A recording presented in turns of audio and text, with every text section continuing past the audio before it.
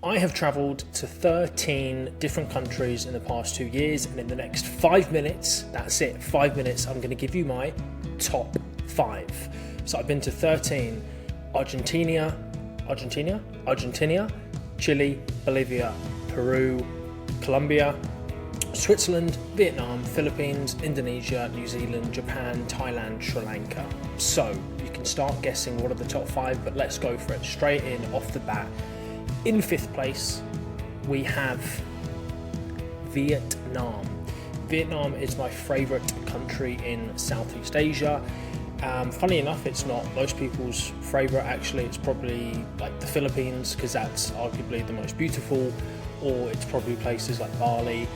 But for me, Vietnam was just an incredible country. You know, from top to bottom, it's got so much variety.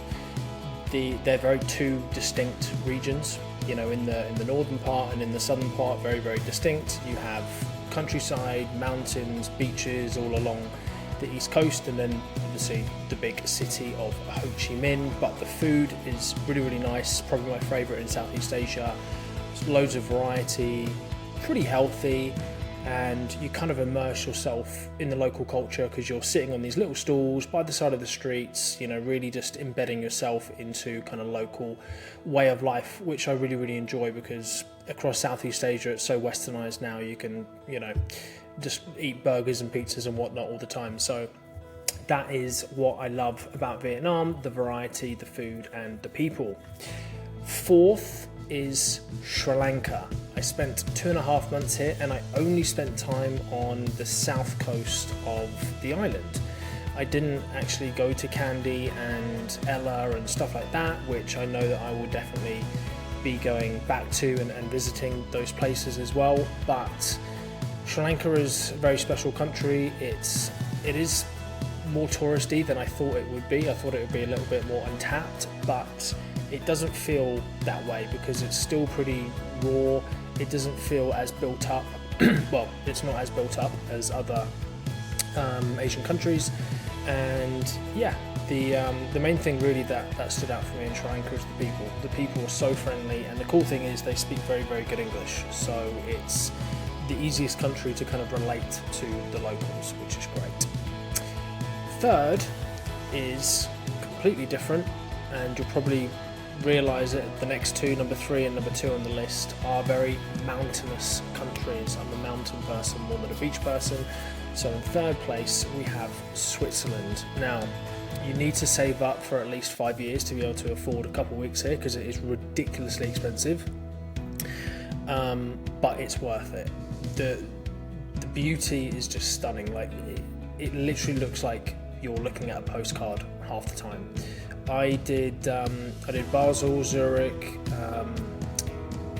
another city which I forgot the name of. Oh yeah, Geneva obviously, and only for a few days. But then I spent a good 10-11 days in the Bernese Oberland region. So Grindelwald, Lauterbrunnen, Wengen, Mürren, all of those kind of places in the mountains, just spectacular. In the summer, we got really, really lucky with the weather.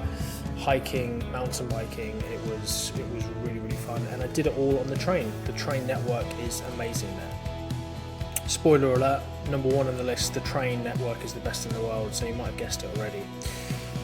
And then second, a close second with first, is New Zealand. I did a 3-week camper van tour around the South Island, which was honestly one of the best few weeks of my life. It was my first time camper vanning as well, and you know, where you stayed in the campsites, they're perfectly set up for camping, really clean toilets, kitchen, etc. So it's like the perfect place to camper van. But yeah, I mean, the scenery is just unbelievable. I think there's a stat that the South Island of New Zealand is as big as the UK, but the UK has about 70 million population, and England has about 70 million population, and the South Island only has like 1.5 million population. So you can be driving for like half an hour and not see a single person or a single car. You know, it feels like you're in a different world. And again, the beauty and the scenery is just absolutely spectacular. And then first on the list, drum roll, Japan. And that will probably not come as a surprise for most, because everyone that's been to Japan absolutely loves it. It is a traveller's paradise because you have arguably the most unique culture in the world. You know, they are so traditional, they're so respectful, and it's just so interesting to learn about their culture.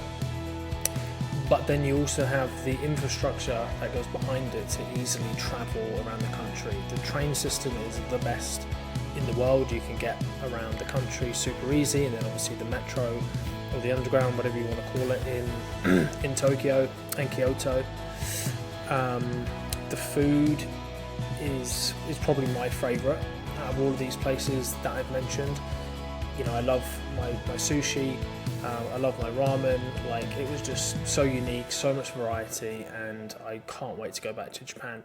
So those were a real quick top 5 of the 13 countries that I've been to. The other, let me just do some quick maths. The other 8 countries, they were fantastic as well. There really wasn't a country that I didn't like, which was pretty cool, and they deserve honourable mentions. So yeah, hope that was useful. Any questions, comments, please leave them in the comments below.